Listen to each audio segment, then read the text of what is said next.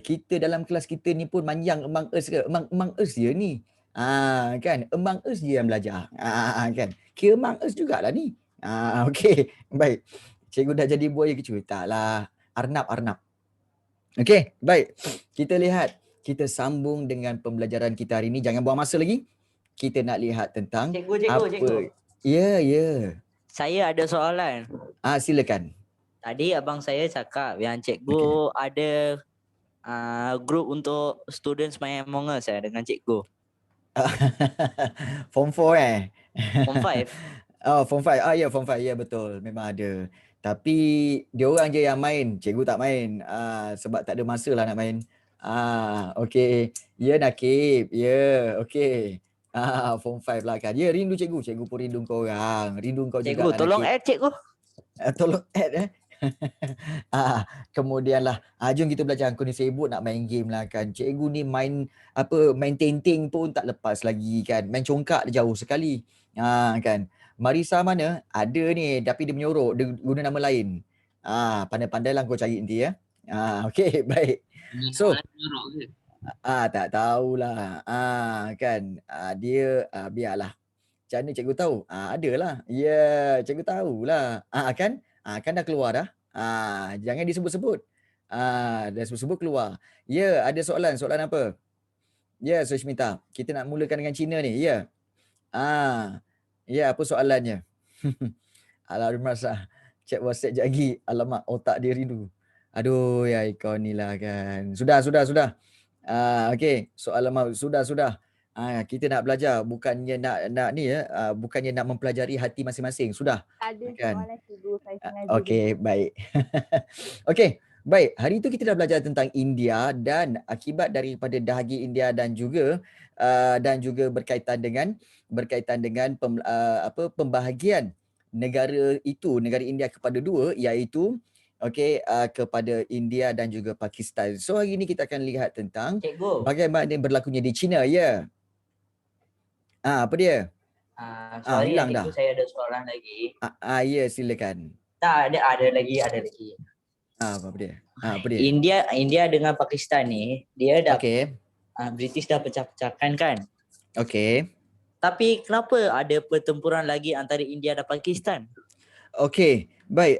Sebenarnya kalau sampai sekarang pertempuran berlaku antara India dengan Pakistan kerana merebutkan kawasan yang dipanggil Kashmir.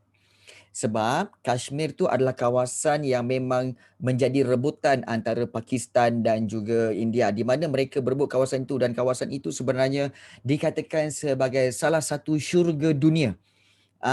Syurga dunia ya. Betul, serius. Kashmir tu memang sangat cantik. View dia, pemandangan dia memang sangat cantik. Jadi sebab itu mereka berebut kawasan itu. Jadi masih lagi berlaku ketegangan antara dua negara itu. Dan sampai sekarang masih lagi berlaku. Dan sebab itu Kashmir terbahagi pada dua. Ada Kashmir India, ada Kashmir Pakistan. Tetapi ada certain kawasan tu lagi yang masih direbutkan lagi. Betul. InsyaAllah kalau sempat, kalau kita nak tengok kat mana Kashmir, kita akan pergi. Kalau sempat. Okey. Baik. Bukan. Kashmir tu bukan scarf, Hana. Bukan. Sebab cikgu tak pakai scarf, jadi tak tahu. Jadi tak tahu. Okey. Cikgu tak pakai scarf mohon maaf Okey, baik. Kita lihat berkaitan dengan nanti kita bawa sekali. Alright. So kita lihat China sebenarnya kalau kita lihat adalah berkaitan dengan apa tujuan nasionalisme ataupun imperialisme nasionalisme yang berlaku, iaitu sebenarnya tujuan dia adalah untuk mengukuhkan peradaban China. Itu paling penting kata kuncinya, iaitu untuk mengukuhkan peradaban China dalam kalangan orang Cina, dan satu lagi ancaman penguasaan politik oleh dan ekonomi oleh kuasa asing. Ceritanya dulu negara China ni banyak dikawal oleh British, di mana British telah membawa masuk banyak pengaruh-pengaruh luar ke dalam negara China. Jadi ini membantutkan dan juga telah kita katakan sebagai telah menjejaskan amalan tradisional sana. Jom kita lihat. Perkembangan ini bermula dengan mula-mula mereka orang Cina ni penentangan terhadap kelemahan dinasti Manchu, okey, yang dianggap sebagai orang luar dan mereka kehilangan mandat. Harus difahami bahawa orang Cina ataupun negara Cina sebenarnya satu ketika dahulu pernah dijajah oleh Manchuria dan ianya di bawah kita kata dinasti Manchu. Jadi orang-orang Cina ni tak suka sebab diorang anggap itu sebagai satu penjajahan, dan dinasti Manchu sendiri pun mereka memerintah dengan sambil lewa dan agak lemah. Kalau tanya kehilangan mandat, mandat tu apa cikgu? Mandat tu ialah kepercayaan. Kehilangan kepercayaan, kehilangan mandat, kehilangan amanah. Itu mandat. Okey. Jadi kalau kita lihat rakyat hilang kepercayaan terhadap dinasti Manchu sebab dinasti Manchu ni okey yang sepatutnya menguruskan negara Cina ya gagal menghalang kemasukan pengaruh barat. Pengaruh daripada negara-negara British. So gerakan seterusnya ini okey bercorak anti barat kerana mereka menentang campur tangan kuasa barat di China. Maksudnya di sini kalau kita lihat ada dua bentuk penentangan ya. Ada dua ya. Yang pertama iaitu penentangan terhadap dinasti Manchu. Satu lagi yang kedua iaitu penentangan terhadap campur tangan kuasa barat. Take note benda ni. Take note benda ni So ada dua. Pertama penentangan terhadap dinasti Manchu, yang kedua penentangan terhadap pengaruh barat ataupun campur tangan kuasa barat. Dan di sinilah bermulanya satu nama tokoh yang terkenal dalam kemerdekaan Cina iaitu Sun Yat-sen. Dia seorang doktor, Dr. Sun Yat-sen. Dr. Sun Yat-sen ini dia kata dia telah mengemukakan 3 prinsip rakyat yang dipanggil San Min Cui. Iaitu ianya sebagai satu ideologi iaitu apa? San Min Cui ini merujuk kepada nasionalisme. Okey, sebab nasionalisme ni bermaksud semangat kebangsaan, demokrasi, maknanya dia nak demokrasi, tak mahu sistem monarki ni, dan satu lagi iaitu kebajikan sosial. Kebajikan sosial ni maksudnya kebajikan rakyat lah. Kebajikan rakyat. Dan Dr. Sun Yat-sen inilah yang telah mencetuskan asas kepada revolusi Cina 1911 dan revolusi inilah berjaya untuk menumbangkan ni maksudnya menjatuhkan dinasti Manchu, dan kemudian muncullah pemerintahan republik di China. Okey, cikgu nak tanya okey, apa maksud pemerintahan republik? Siapa tahu? Okey. Apa maksud pemerintahan republik? Kan ada republik, kemudian ada monarki. Apa dia? Ada raja kan? Republik tak ada raja. Okey. Ya, betul Azrina. Okey. Sebenarnya republik ni bermaksud pemerintahan yang tidak ada raja tetapi dia menggunakan kuasa presiden. Sebab itu Amerika Dia dikatakan dia betul. macam hari istimewa untuk presiden bagi sesebuah negara ya cikgu. Hari istimewa mana? I mean yang hari republik tu. Hari kemerdekaan ke? Bukan hari kemerdekaan cikgu. Kan Ah. macam apa macam hari Malaysia macam kita lah cikgu. Okey, yalah kemerdekaan lah. Hari Malaysia kan kemerdekaan. Betul lah kan? Okey. Okey, baik. Kau confuse ni. Republik ni pemerintahan, bukan hari. Tak ada kaitan dengan mana-mana hari. Semua pening. Sebab tu kena jelas. Kena jelas. Republic Day tak ada Republic Day. Sebenarnya dia adalah kemerdekaan, dan juga republik tu ialah pemerintahan sebenarnya. Pemerintahan. Jenis pemerintahan. Macam negara kita ni pemerintahan negara kita adalah pemerintahan raja berperlembagaan. Kemudian ada sistem demokrasi. Kalau di Amerika, kalau di Indonesia, Diorang tak ada raja. So diorang gunakan republik. Dan ketuanya adalah presiden. Sebab itu banyak negara yang guna presiden. Contohnya apa? Singapura pun presiden. Indonesia pun presiden. Filipina pun presiden. Okay, US pun presiden. Kenapa dia orang guna presiden? Sebab tak ada raja. Okay, republik sebenarnya tak ada kaitan dengan parti Republican.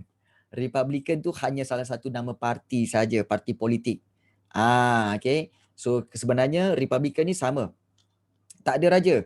Sebab sebelum itu mereka telah kehilangan semua raja. Okay, contohnya macam kalau kita lihat, okay, China Prime Minister, ada Perdana Menteri China ke? Betul, kan? Tak ada kan? Presiden. Sebenarnya China menggunakan presiden, dia tak gunakan Perdana Menteri. Dia tak guna Perdana Menteri, dia guna presiden. Bila ada presiden, tak ada Perdana Menteri. Amerika dulu ada raja lah, tak ada. Memang tak ada.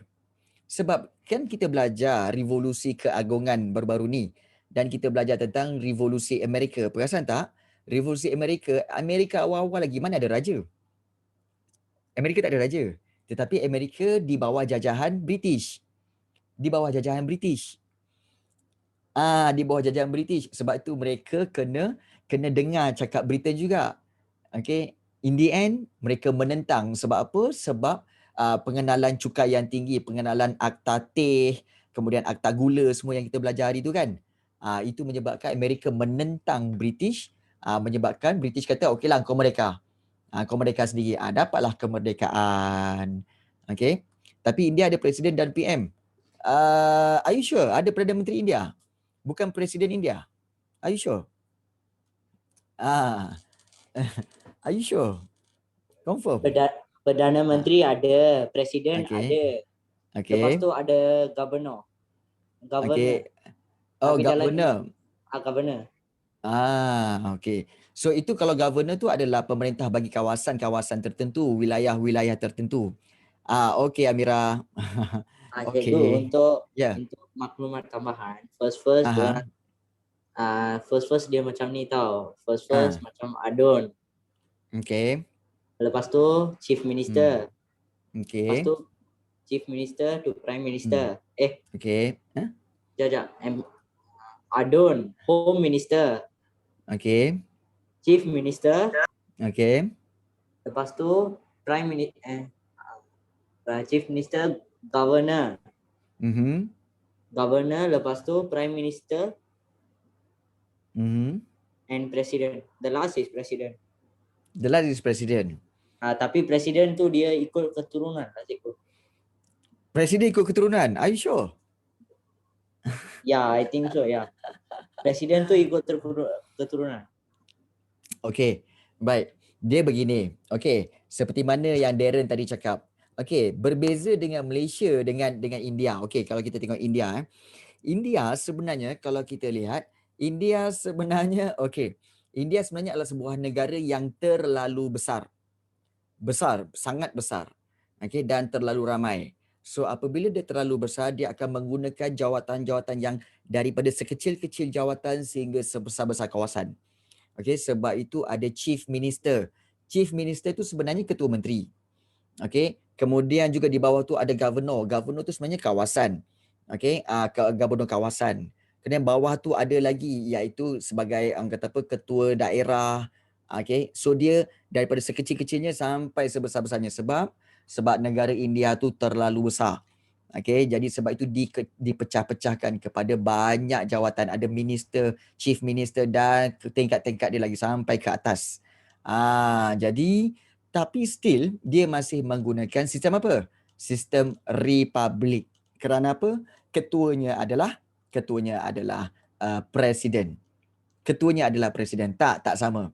Okay, harus diingat pentadbiran pemerintahan negara-negara kebiasaannya berbeza mengikut saiz. Okay, saiz negara. Indonesia sama juga. Dia menggunakan governor. Okay, kemudian ada ketua menteri. Okay, okay. Corrupted kan?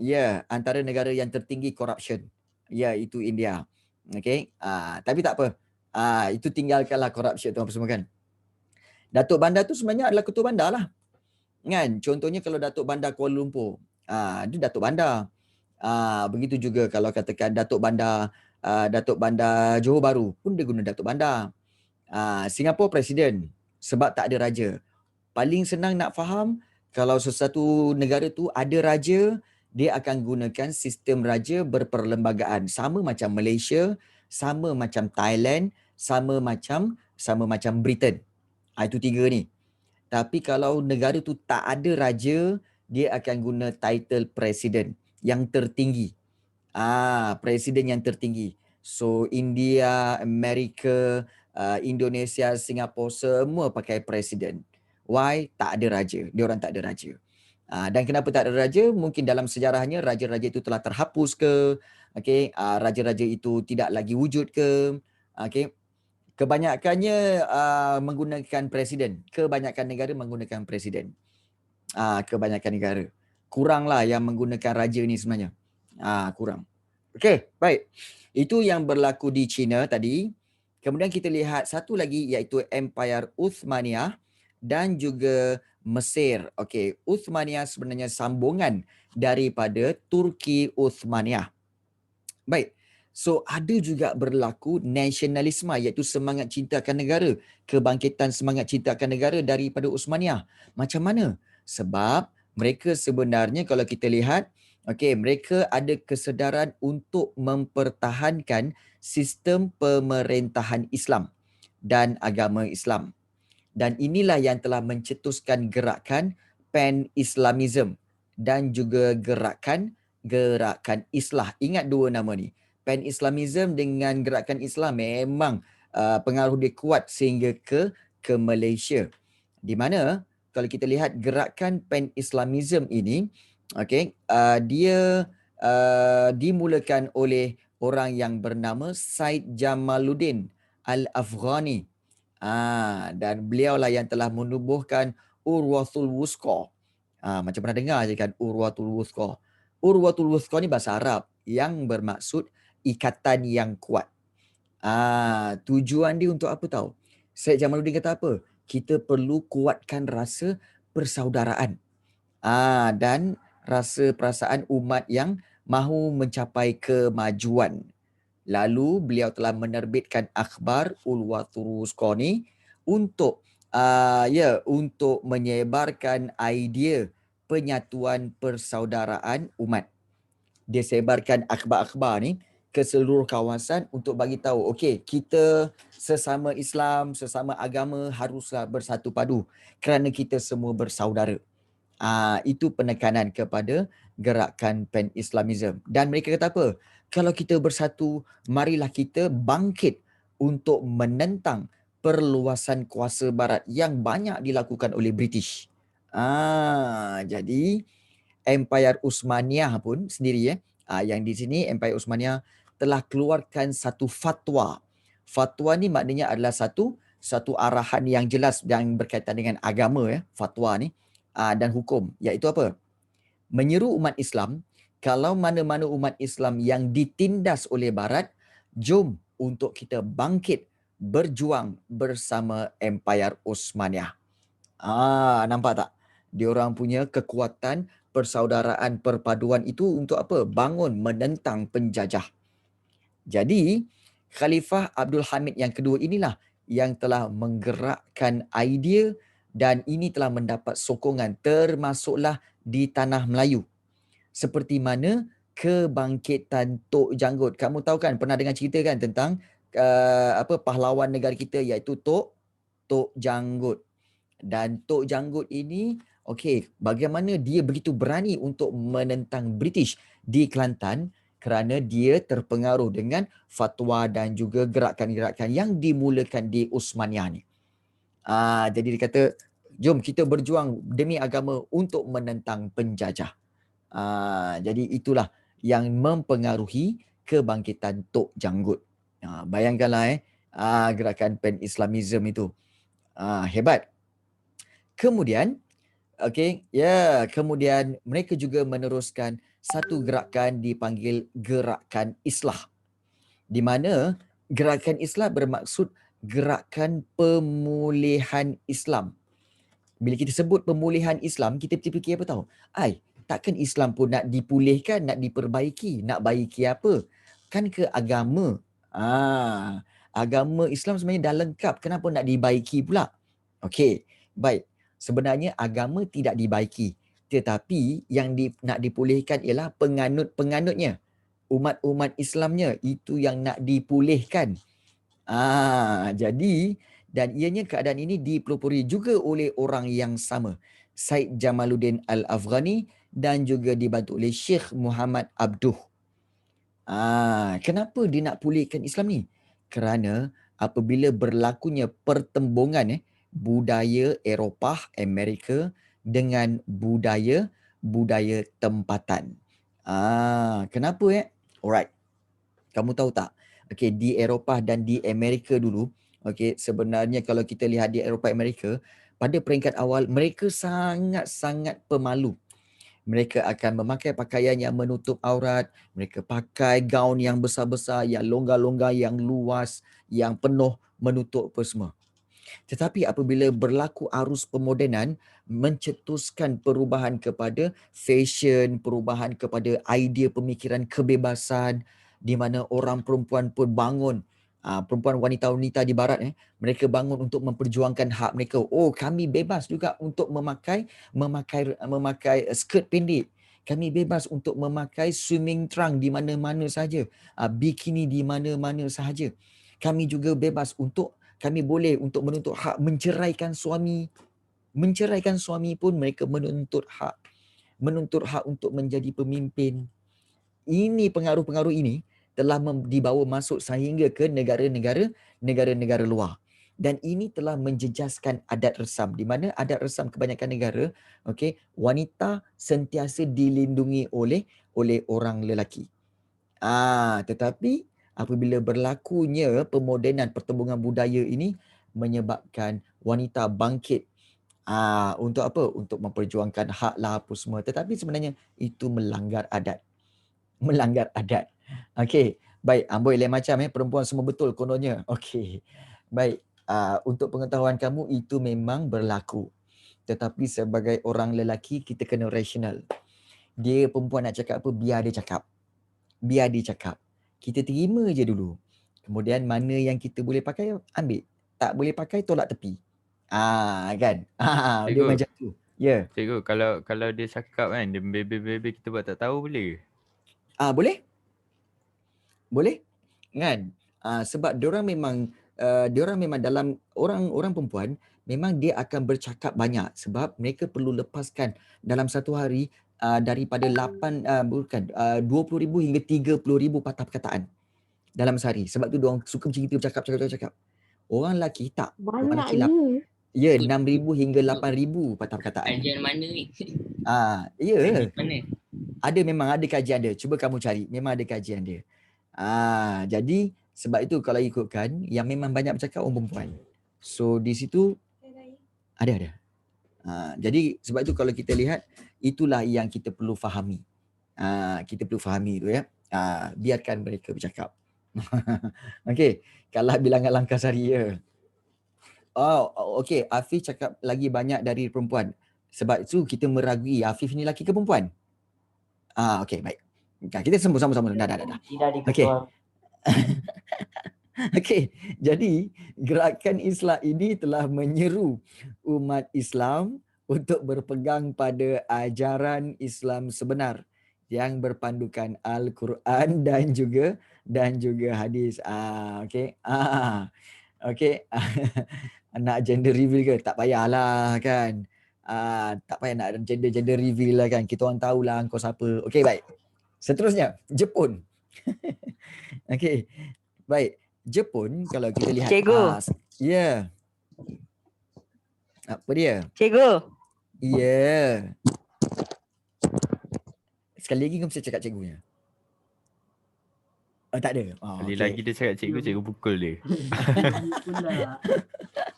Cikgu, Okey. sorry cikgu, abang saya kacau. Kan? Baru sebut. Kan nampak. Dia Abang sekali saya lagi sebut. kacau cikgu. Kenapa abang kau abang dia kacau report cikgu? Itulah tu. Itu dulu tu. Bagi nak on video jom. Mana video? Ayah bodoh semua. Cikgu Buka cikgu buka cikgu. dah. Terus Dah. cikgu, terus. Dah, terus. Oh, ni, Kau ingat aku boleh Nisha. lempang dia dari secara online. Aku Lau tak je, boleh lempang lau je, secara online, lau je. okey? Baik. Santau dah ada online cikgu. Tu lah cikgu. Lagi best tu. Ya, tak apa. Nanti cikgu buat santau ikat tepi, okey? Nanti cikgu post, okey? Pakai JNT. Okey. Baik. Tadi Kita cikgu. sambung. Okey, Asal baik. sampai punya. Okey. Kita lihat Jepun. Okey. Jepun pula. Apa cerita dengan Jepun ni? Okey. Jepun kalau kita lihat dia ada kesedaran untuk mencapai kemajuan. Wow. Dan paling penting dia nak elakkan ancaman imperialisme barat yang kuat di Asia pada awal abad ke-20. Ceritanya sebenarnya kalau kita lihat Jepun memang negara yang belum dijajah lagi waktu itu. Tetapi dia lihat British banyak dah sampai ke Asia Tenggara, dah sampai ke China. Jadi dia rasa apa tahu? Lambat laun nanti, British juga akan sampai ke Jepun. Jadi nak elakkan tu. Nak elakkan itu, maka kita lihat inilah dia yang dilakukan oleh dia punya Maharaja. Iaitu, ingat nama ni, pemulihan Meiji. Pemulihan Meiji. Siapa tu Meiji? Meiji tu adalah nama Maharaja dia. Maharaja Mikado Meiji. Dan apa yang dia nak buat dalam pemulihan ini? Meiji ni datang dengan satu idea. Bukan Maggie pandai, Meiji. Meiji ni datang dengan satu idea, iaitu dia kata apa? Dia nak melakukan pemodenan.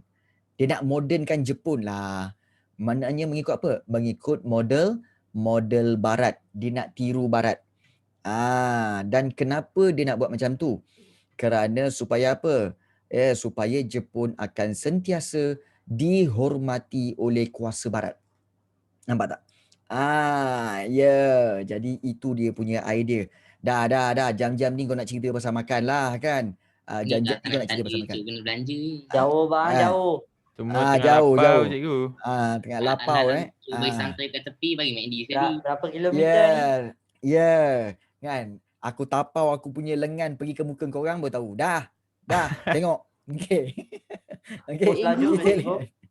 Post Kalau laju ni kelas fizikal memang cik budak kan. bukan ni siap begini lagi kan, smackdown semua. Ni budak-budak lelaki memang smackdown lah kena. Okey. John Cena. Okey. Baik, kita lihat ceklat ada. Amboi Azrina ceklat, tak payahlah ceklat. Kita orang tengok muka engkau pun Azrina dah macam ceklat dah. Dah, sudah. Okey. Baik, kita lihat prinsip dan semangat Bushido. Ini paling penting. Semangat Bushido iaitu semangat inilah asas membina nasionalisme rakyat dan semasa era pemulihan Meiji. Dan pemulihan ni sebenarnya meliputi aspek pembaharuan dalam kehidupan. Sebab apa tahu? Sebenarnya Jepun dia nak jadi negara industri dan juga dia nak jadi kuasa tentera. Patutlah dia nak menjajah. Sebab dalam pemulihan Meiji kata apa? Nak jadikan negara dia perindustrian, maju seperti Britain. Bila maju seperti Britain, negara itu perlu bertukar kepada perindustrian.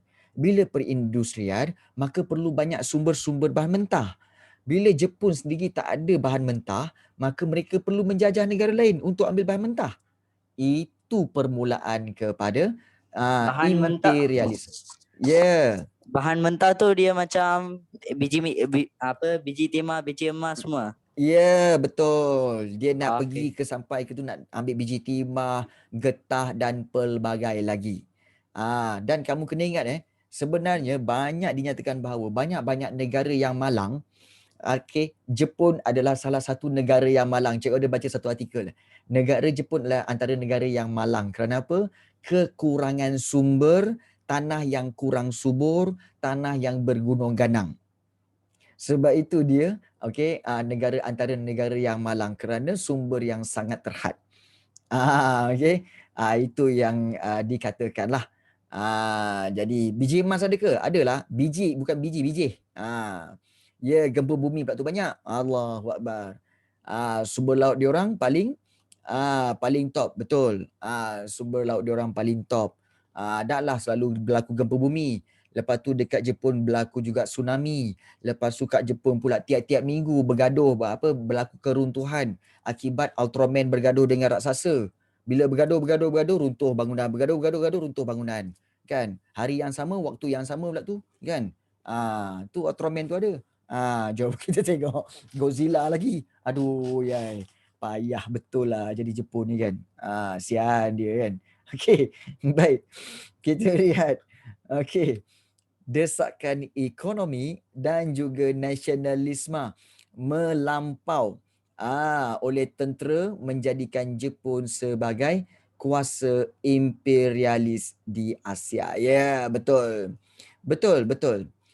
Pacific Rim tu dekat dengan Jepun lah, sebab tu banyak berlaku juga tau. Banyak berlaku Jepun, China, banyak berlaku gempa bumi dan juga gerakan-gerakan plat-plat benua. Okey, dah masuk pula geografi. Okey, baik. Okey, prinsip dan semangat Bushido. Bushido ini. Semangat Bushido ni ialah apa tahu? Sikap sanggup menanggung risiko, bersungguh-sungguh mencapai cita-cita.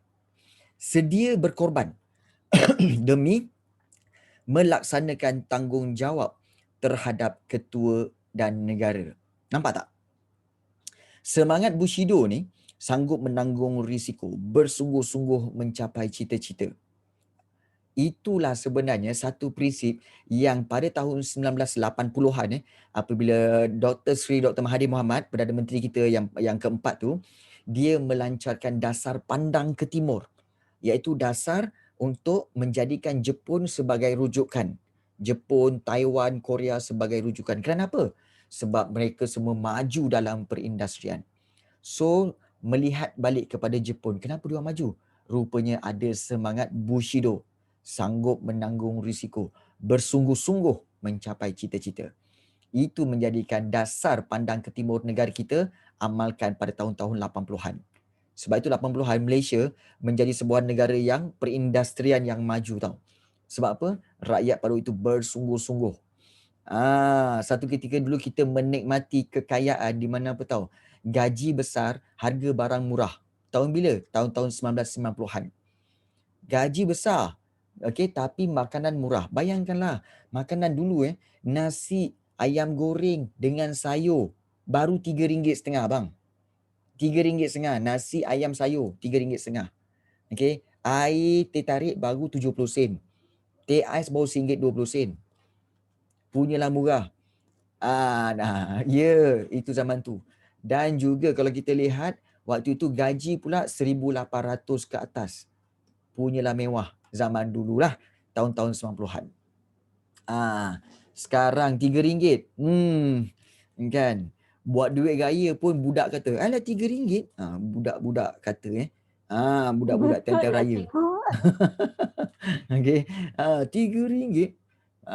Gaji minimum RM1,000, itu pun tak cukup sebenarnya. Jadi, budak. Jadi itulah yang berlaku kepada semangat nasionalisme di kawasan Asia. Daripada Asia, apa yang berlaku di India, apa yang berlaku di China, apa yang berlaku di Jepun telah membawa masuk idea-idea ini diserap dan tersebar sampai ke kawasan Asia Tenggara. Bermula di mana? Di Filipina. Okey, mana semangat tu pergi? Cikgu, mana semangat tu pergi? Ada lagi. Semangat Bushido tu di negara kita ni masih ada lagi semangat untuk bekerja keras apa semua. Tak percaya cuba tengok. Kan? Cuba tengok rakyat negara kita. Bila dibuang kerja, bila COVID-19 tak ada kerja, apa dia orang buat? Cepat-cepat daftar Foodpanda, Grab. Cepat-cepat buka restoran, berniaga. Cepat-cepat juga macam-macam rakyat kita buat. Nampak tak? Dia orang tak sekadar menadah tangan meminta sedekah, tak. Rakyat kita antara rakyat yang hebat, iaitu cepat-cepat kita adapt dengan kesusahan ini. berniaga sana sini, sampai kan ada juga student yang menolong mak bapak dia untuk berniaga. Ada tak kat sini yang mak bapak tolong, yang korang tolong mak bapak berniaga? Ada. Kalau tak ada tu maknanya korang memang hidup senang lah. Korang memang hidup senang. Ya, tolong diri sendirilah, betul. Jual organ, organ apa je yang kau ada Nakib? Kan? Organ apa yang kau ada? Organ yang keyboard tu boleh lah, tu organ keyboard tu boleh lah jual. Kan? Cikgu, jantung ada cikgu, jantung. Dia. Kau nak jantung, kau nak jual, kau nak pakai jantung apa? Jantung pisang. Boleh juga nak letak jantung pisang. Boleh, tak ada masalah. Jantung lembu jantung juga. Tak berfungsi cikgu nanti. Ya, Susah nak tak berfungsi. bernafas. Susah nak bernafas. Kau macam pernah buat je. Sudah. Baik. Okey. Dia buat Okey. lawak. Okey, kemudian kita lihat Nakib kata saya jual hati saya sebab selalu tersakiti. Sudahlah. Kan kau yang selalu menyakiti orang, kau rasa hati kau sakit. Sudahlah. Orang beli ke ni? Okey, baik. Kita lihat. Boy, tak ada hati nak buat macam mana? Mes ini, Ana. Mes ini. Okey. Baik. Okey. Filipina. Gerakan. Okey. Okey, kita lihat. Okey, di Filipina. Bermula dengan gerakan apa tahu? Okey, membebaskan diri daripada penjajahan barat. Bebaskan diri daripada penjajah barat. Okey, contohnya di Thailand bersifat menuntut pembaharuan dalam pentadbiran, okey, ke arah mengekalkan kedaulatan negara. So itulah dia. Apa je lah kau ni? Amboi Diana, sudahlah kau Diana, kan? Udah-udah lah tu. Okey. Baik. Apakah faktor nasionalisme di Filipina? Okey, iaitu untuk menghapuskan penjajahan asing. Siapakah yang telah menjajah Filipina? Siapa tahu? Apakah negara yang telah menjajah Filipina? Sudah cukup dengan Diana tu. Malaysia juga, Malaysia. Belanda. Apa Belanda pula? Apa Belanda pula? USA. Perancis. Malaysia. Syamil betul. Iaitu Sepanyol. Spanyol. Dengan Malaysia. Tak ada. Malaysia tak ada. Jangan buat fakta auta Okey, baik. Okey, antara tokoh yang telah menentang penjajahan Sepanyol di Filipina iaitu Jose Rizal. Ingat, sebutan dia bukan Jose, sebutan dia Jose. Sebut betul-betul? Jose. Sebut betul-betul? Kenapa tak huruf K je? Tak. Sebutan dia memang Jose Rizal. Tak, mati-mati lah kau orang Melayu, baik. Tak, dia memang Melayu. Dia macam mana? Okey, seriously dia memang Melayu sebenarnya. Dia memang Melayu, tapi Melayu Filipina di mana mereka telah lama duduk di bawah penjajahan Sepanyol menyebabkan nama mereka disesuaikan, digabungkan dengan nama Sepanyol. Sebab tu Jose Rizal. Jose. Kenapa J cikgu cakap H? Sebab dia Sepanyol. Sepanyol memang macam tu. Macam Slang. Kalau dia cakap E, sebut benda lain. contohnya macam kalau kita sebut nama Alejandro. Kamu sebut apa? Alejandro. Apa? Alejandro. Alejandro. Dia sebenarnya sebutan dia Alejandro. Ya, saya pernah dengar cikgu. Ya, Alejandro. Ya, itu Spanish. Ya. Kalau macam nama cikgu, Cikgu senang kan. tak, dia memang macam tu. Macam cikgu juga. Kalau cikgu pergi ke Sepanyol, dia orang kata dia orang tak panggil cikgu Rafi, dia orang panggil cikgu Rafael. Okey, baik. Seterusnya. Cikgu ada ke Kita macam lihat. tu? Kalau asli, Dari kelas sejarah Okey. Pergi kelas language class. weh, sebelum tu cerita pasal hati lah. Semua hati budak busuk. Okey. Sudah. Okey. Baik, tokoh yang pertama Jose Rizal, yang kedua Andres Bonifacio.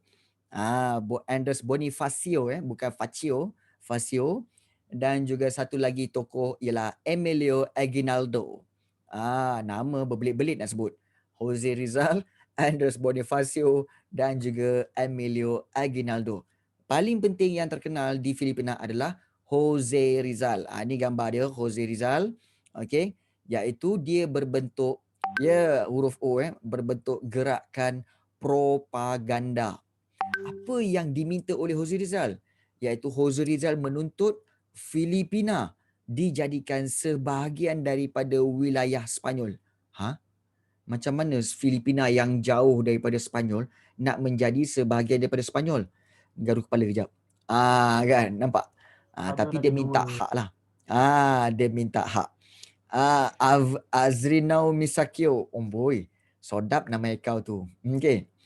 Kemudian, Jose Rizal juga minta hak yang sama seperti bangsa Sepanyol. So, ada dua perkara yang dia minta, iaitu Filipina dijadikan sebahagian wilayah Sepanyol, dan satu lagi dia minta hak yang sama seperti bangsa Sepanyol.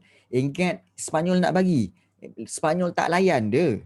Selangor tak layan permintaan tu. Dia tak layan. Jadi, oleh kerana tak layan, maka Jose Rizal telah menubuhkan Liga Filipina. Harus diingat, Liga Filipina adalah sebuah parti politik, bukan Liga Bola Sepak macam EPL ke, macam Liga Malaysia. Bukan. Bukan Liga Bola. Ini adalah Cikgu sudah lupa. Liga Filipina. Dia adalah satu parti politik. So kalau kita lihat tu, dan memang dia nak buat macam tu. Kenapa dulu nama dia Liga? Liga ni maknanya combination between ada banyak parti-parti yang bergabung menjadi Liga Filipina. Macam tu. Begitu juga kalau kamu nak tahu PBB, Pertubuhan Bangsa-Bangsa Bersatu tu, United Nations tu, pada asalnya dipanggil Liga Bangsa. Liga Bangsa, Nations League. Kerana apa? Dia adalah kombinasi ataupun gabungan banyak negara dalam satu pertubuhan, dipanggil Liga Bangsa. So ianya bukannya Liga Bola Sepak bukan. So Jose Rizal menubuhkan Liga Filipina dan mendesak Sepanyol melakukan perubahan dari sudut politik, ekonomi dan juga sosial. Minta berubah. Tetapi pun gagal juga. Bila gagal sini, kegagalan propaganda tadi, yang dilakukan oleh Jose Rizal menyebabkan tercetusnya idea yang lebih radikal. Take note benda ni radikal ni sebenarnya adalah lebih agresif. Lebih agresif. Di mana kalau kita lihat di sinilah Andres Bonifacio berperanan. Andres Bonifacio telah menubuhkan Katipunan.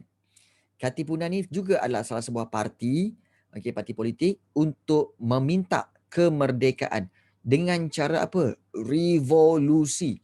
Maknanya perubahan perubahan kerajaan, perubahan dasar, perubahan sistem pentadbiran. Dia orang minta beramai-ramai. Itu revolusi.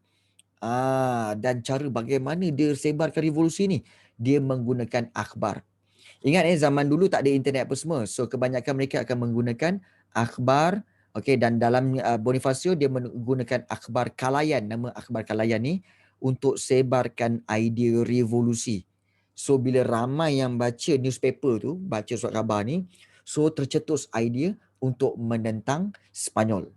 So Bonifacio bersama dengan Aguinaldo tadi, Emilio Aguinaldo, telah memimpin parti Katipunan ini melancarkan revolusi Filipina pada 1896 untuk singkirkan Sepanyol. Ingatkan dah menang, tapi akhirnya gagal juga. Bila gagal, malah sebenarnya kan, kalau kita lihat di sini, Bonifacio sebenarnya telah dihukum bunuh. Bayangkanlah, telah dihukum bunuh. Kerana apa? Kerana berlaku kegagalan ni lah. Jadi Emilio Aguinaldo tadi telah memulakan peranan dia. Aguinaldo buat apa? Ini contoh yang baik. Aguinaldo dia bekerja sama dengan US, Amerika Syarikat. Dan dengan kerjasama di antara Aguinaldo dengan Amerika Syarikat, mereka barulah berjaya usir Sepanyol. Ingatkan merdeka. Ingatkan merdeka. Sekali Aguinaldo isytiharkan kemerdekaan. Kita dah merdeka. Filipina dah merdeka daripada Sepanyol. Sekali tidak diiktiraf oleh USA. What? Rupanya USA kata apa? No. Kamu Filipina sebenarnya di bawah penguasaan kami. Di bawah penguasaan Amerika Syarikat. Ibarat pantun apa? Okey, keluar mulut buaya, masuk mulut harimau. Inilah dia. USA bagi pantun. Dia sebenarnya samalah macam, kau ingat tak yang apa, macam mana Portugis boleh kalah di Melaka? Portugis dia kalah di Melaka sebab apa tahu? Sebab perasan tak Belanda membantu Johor menyerang Portugis. Akhirnya Portugis kalah, betul? Dan Portugis balik. Okey, ini kamu belajar masa form 2. Okey, bab 6 bab 7 tu. So Portugis balik, ingatkan Melaka tu jatuh ke tangan Johor. Tapi rupanya take over by Belanda. Nampak tak? Kan sama macam ni. Nampak? Jadi maknanya apa? Sebab tu ada lagu apa? Sejarah mungkin berulang. Kan? Bukan sejarah mungkin berulang, memang sejarah berulang. Nampak tak? Siap lagu kau. Okey. Okey, baik. Sejarah mungkin berulang. Syair. Ya.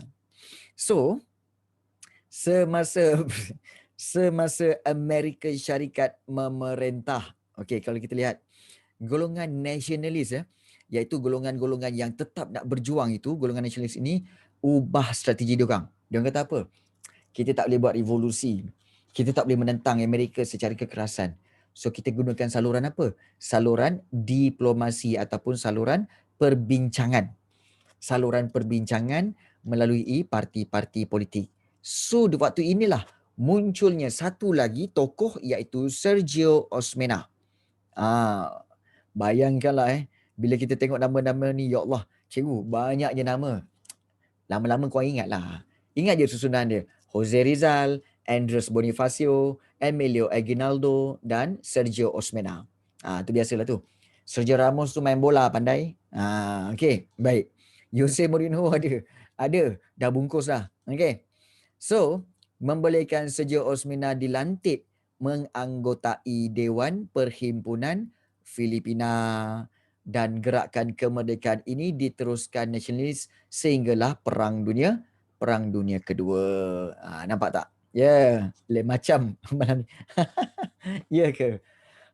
So itu yang berlaku kepada Filipina. Filipina, banyak-banyak negara Asia Tenggara Filipina paling sedih lah. Sebab apa? Sebab bertukar-tukar tokoh. Bertukar-tukar tokoh, pada akhirnya barulah menang. Okey, tapi itu pun ada hati juga nak tuntut Sabah tu. Amboi, kan? Sabah dah jadi Malaysia, tak dituntut lah. Okey, baik. Macam tu. Okey. Kita teruskan. Burma. Burma ataupun dalam bahasa Inggerisnya dipanggil orang-orang Burmese. Burmese Baik, Burma ni ni payah sikit lah. Nak faham payah sikit, tapi tak apa, kita tengok Okey, Burma kata apa tahu? Perjuangan golongan nasionalis ataupun golongan-golongan yang nasionalis apa? Cinta akan negara. Ya, Nafi, silakan Nafi nak tanya. Ya. Tiba-tiba je nak tanya kan. Jarang. Macam autofit sikit. Ya, silakan. Apa yang jadi kat Myanmar tu? Baik. Sebenarnya, apa yang jadi kat Myanmar tu sekarang? Okey. Myanmar tu sebenarnya dah lama di bawah pemerintahan junta tentera.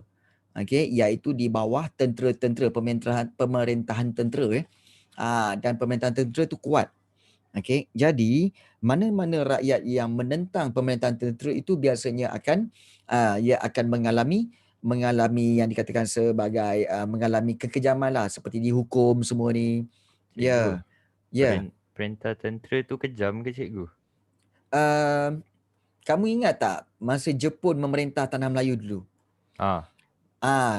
Jepun sebenarnya bagus. Kalau di negara dia baik. Tapi kenapa di Tanah Melayu dia jadi jahat? Dia jadi macam jahat kerana pemerintahan tentera. Apabila pemerintahan tentera, dia akan hukum mengikut hukuman tentera. Faham. Itu yang jadi nampak kejam. Jadi macam cikgu lah. Bayangkan kalau cikgu jalankan hukuman tentera dalam kelas.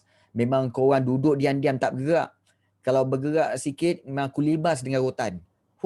Memang korang tak gerak, tunduk tengok je macam tu. Itu rotan. Cikgu terang-terang rotan. Tahu pedang kan.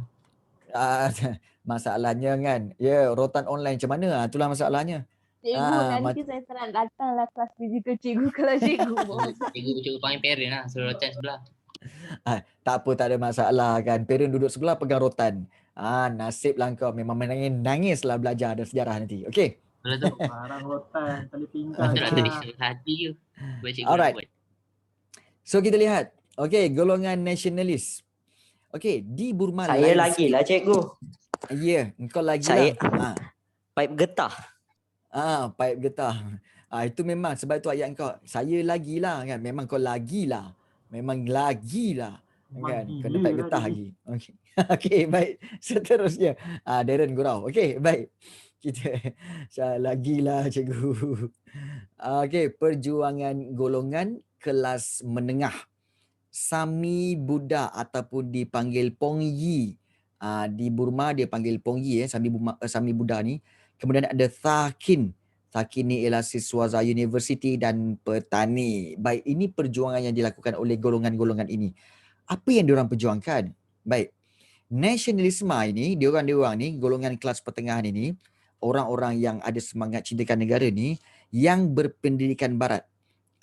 Berpendidikan barat disebabkan pengaruh British. Mereka sedar bahawa pengaruh British ini telah mengancam mereka punya apa? Mereka punya adat resam dan juga kedudukan agama Buddha.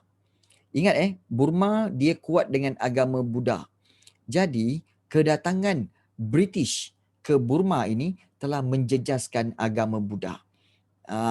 Dan kalau kita lihat ditubuhkan Persatuan Belia Buddha 1906. Okey, dan persatuan ini untuk apa? Untuk mengekalkan tradisi Buddha, pendidikan dan kebudayaan Burma. Paling best. Okey, mereka menggunakan isu kasut. Okey, apa itu isu kasut? Okey, take note benda ni isu kasut selalu keluar dalam soalan objektif tau. Baik, di Burma, orang-orang Burma menentang British kerana isu kasut, di mana isu kasut bermaksud perbuatan orang British memakai kasut semasa memasuki kuil Buddha. Dan ini dianggap mencemari kesucian agama Buddha. Of course lah. Jangan kata kuil Buddha. Kuil Hindu pun kalau pakai kasut kita marah. Kalau dalam masjid pun kalau pakai kasut kita marah. Dalam rumah kita pakai kasut. Pang, kena lempang terajang. Pam, keluar daripada tingkap. Ambil kau. Siapa suruh? Nampak? Jadi orang putih ni masuk ke kuil pakai kasut. Itu mencemari kesucian agama Buddha. Betul. Kalau masuk rumah kita memang kita flying kick dulu. Kau keluar sekarang. Ni siapa tapak-tapak tanah dekat lantai ni, siapa nak mengemop? Aku juga mengemop. Kau keluar sekarang. Nampak? Okey. Jadi itu yang berlaku. So, melekat tapak tangan ibu. Baik. Selepas diambil alih oleh pemimpin-pemimpin yang radikal, yang agresif seperti Ubape ni, okey, persatuan ini bertukar nama. Persatuan tadi tu bertukar nama kepada Majlis Persatuan Kesatuan Burma. Okey, Majlis Persatuan Kesatuan Burma, di mana mereka memperjuangkan bangsa Burma. Burma lain macam Burma ni. Dan sebenarnya kalau kamu nak tahu dalam sejarah, Burma juga sebenarnya adalah negara yang selalu berperang dengan Thailand. Betul? Selalu berperang dengan Thailand. Ada je yang tak kena. Baik.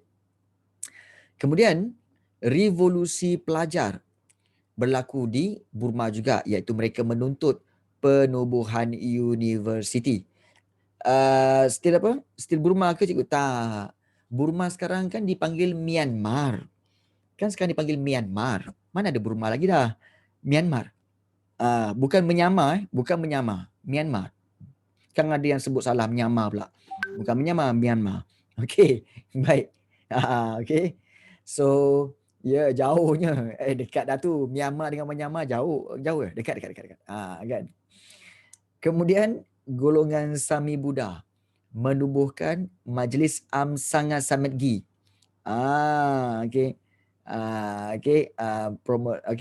Majlis Sangha Samadgi, dan ini majlis inilah telah mencetuskan pemberontakan Sayasan. yang diketuai oleh seorang Sayasan. Sayasan ni adalah bekas, Sayasan ni nama tau. Jangankan korang keliru pula. Sayasan ni nama dan dia adalah bekas Pongyi ataupun bekas Sami Buddha. Sami pun menuntut. Alhamdulillah. Sebut yarhamkallah. Sebut sekarang. Okey. Cikgu. Ya. Sami Thailand dengan Myanmar ada beza ke? Sebenarnya Buddha ni banyak jenis. Banyak jenis. Ada Buddha Mahayana, ada Buddha banyak sebenarnya. Kalau di China Buddhanya lain, kalau di Thailand Buddhanya lain. Kalau di Burma Buddhanya lain. So Buddha ni banyak jenis. So Saminya pun lain-lain. Ada yang Sami pakai baju oren saja. Ada yang pakai baju warna kuning. Macam-macam. Kan? So itu antaranya lah. Jadi sebenarnya sama juga macam Islam. Islam kan banyak mazhab. Syiah lah, Ahli Sunnah macam itulah. Okey. Baik, so kalau kita lihat kenapa kebanyakannya botak. Okey, kerana apa? Kalau kita lihat kebanyakannya botak kerana bagi mereka itu untuk mereka memudahkan hidup mereka berhubung dengan alam. Supaya seluruh kulit mereka itu boleh bersama-sama bersatu dengan alam. Sebab itu dia orang jenis suka yang bertafakur. Jadi Okey, so Sami Buddha juga telah mendapat sokongan petani yang terbeban dengan pelbagai cukai iaitu yang dikenakan oleh British.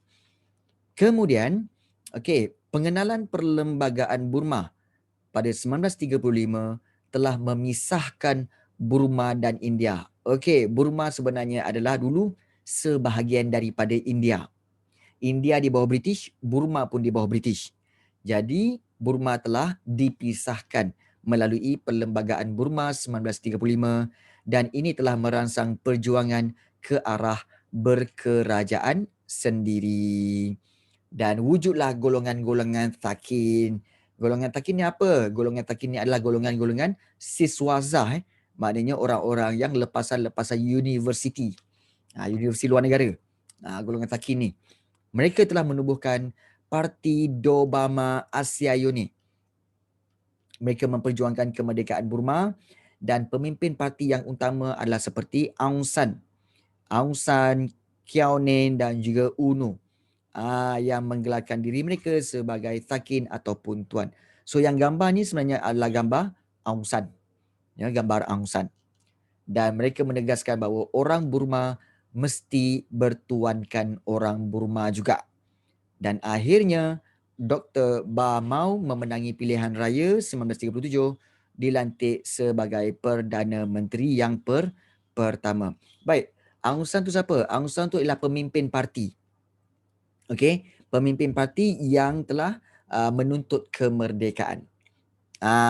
Menuntut kemerdekaan. Tapi mungkin yang akan tanya, kalau dia menuntut kemerdekaan, kenapa Dr. Ba Maw pula dilantik sebagai Perdana Menteri? Kenapa tak dia sahaja Aung San yang menjadi Perdana Menteri?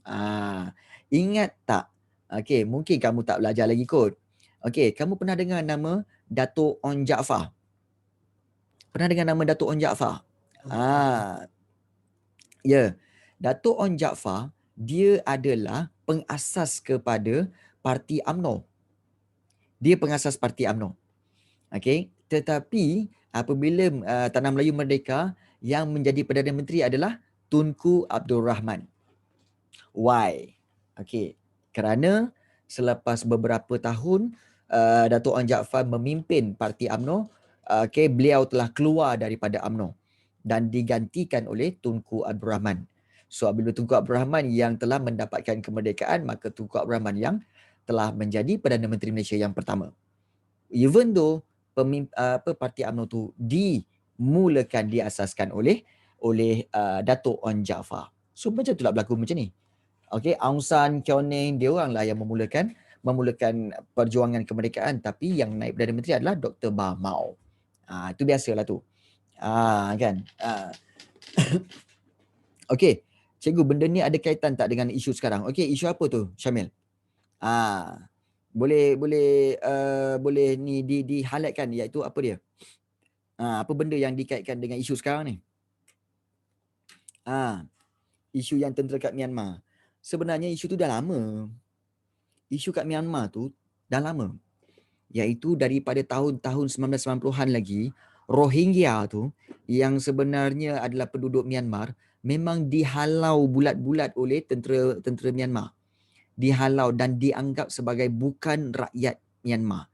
Padahal Rohingya tu memang rakyat Myanmar. Tapi orang-orang Myanmar sendiri tak akui. Dan mereka menganggap orang Rohingya ni sebagai sampah, sebagai membawa penyakit, sebagai menyusahkan negara. Ya, Rohingya kat Myanmar lah. Rohingya kat Myanmar. Sebab itu mereka lari daripada sana datang ke Malaysia. Malaysia pula, Malaysia ni memang baik. Dia membuka ruang, ambil sini kau singgah sementara kat sini, Rohingya. Resis ke Myanmar lebih kurang. Okey, sebab mereka mengutamakan orang-orang asal dan juga golongan-golongan orang-orang yang beragama Buddha. And mostly Rohingya ni pula adalah orang-orang yang beragama Islam. Jadi berlakunya kita katakan sebagai konflik perkauman dan konflik agama sebenarnya. Kenapa diorang dianggap sampah?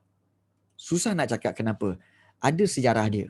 Tetapi kemungkinan besar kerana apa? Kerana tanggapan itu telah mempengaruhi tanggapan bahawa Rohingya tu sampah. Rohingya tu hanya membawa kemusnahan kepada Myanmar, menyebabkan mereka bukan sahaja tentera sahaja yang menghalau Rohingya, malah penduduk-penduduk Myanmar sendiri pun ramai yang membenci Rohingya dan menghalau Rohingya. Padahal Rohingya tak buat apa pun. Padahal Rohingya tu orang kata itulah negara dia orang. Ke mana lagi dia nak pergi?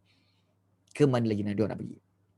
Sebab itu, okey, kalau kita ambil kita katakan sebagai, kalau nak ambil pengajaran lah, ambil pengajaran dan iktibar, tidak ada seorang pun sebenarnya dalam Malaysia ni boleh menyatakan bahawa kaum lain tu adalah kaum pendatang. Kau pergi balik, kau menyusahkan. No, tidak ada. Orang Melayu tak boleh kata, India kau baliklah, India kau ni menyusahkan. Tak boleh. Even orang India tak boleh kata, oh orang Cina kau baliklah ke negara Cina, kau ni yang menyusahkan. Tak boleh. Sebab kita semua dah jadi satu Malaysia, satu bangsa. Kalau dia orang balik semua, adakah negara asal tu, negara keturunan asal datuk nenek kita dulu tu, adakah mereka menerima kamu lagi? Tidak. Tak tahu. Tidak. Tak tahu. Memang tak terima. Memang tak terima. Sebab kamu telah menjadi rakyat Malaysia. Jadi sebab itu kita perlu bersatu. Perlu bersatu. Ya, dan kita harus hormat menghormati. Kan? Kena ingat, okey, walaupun kita kata kita ni tuan, orang Melayu ni tuan di tanah Melayu. Tetapi cikgu nak tanya satu lah. Mana yang dikatakan kamu punya? Bagi tahu cikgu. Mana yang dikatakan kamu punya? Apa barang yang kamu dikatakan kamu punya? Tell me. Diri sendiri. Diri sendiri.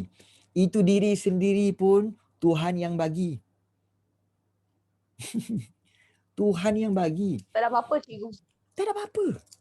Baju ni, okey, kamu beli sekejap, tak sampai 5 tahun habis. Koyak. Topi habis. Komputer lama-lama rosak. So, di mana yang kamu katakan kamu punya? Kereta yang kata kamu beli, bayar tiap-tiap bulan semua, lama-lama rosak. Mana kamu punya? Hidup kita tak ada apa-apa. Kita tak ada apa-apa yang punya. Tak ada. So, jangan belagak dengan kata, oh aku ada iPhone 12, aku ada iPhone 11. Kau mana ada pun semua. Itu sekejap je tu. Sudahnya rosak, orang lain kata apa? Mana kau punya iPhone tu? Mana? Mana? Aku punya RM500 punya phone ni boleh pakai lagi. Kau punya iPhone 12 mana? Dah rosak kan? So, kesimpulannya jangan belagak. Jangan belagak, hormat menghormati. Okey. Apa yang kita boleh beri, beri. Nah, kau nak, ambil. Apa lagi kau nak? Nah, ambil. Okay. Kan? Ya, nak iPad. Boleh. Nak apa lagi? Lamborghini. Lagi. Nak apa lagi? Nak berkat ilmu cikgu. Alhamdulillah.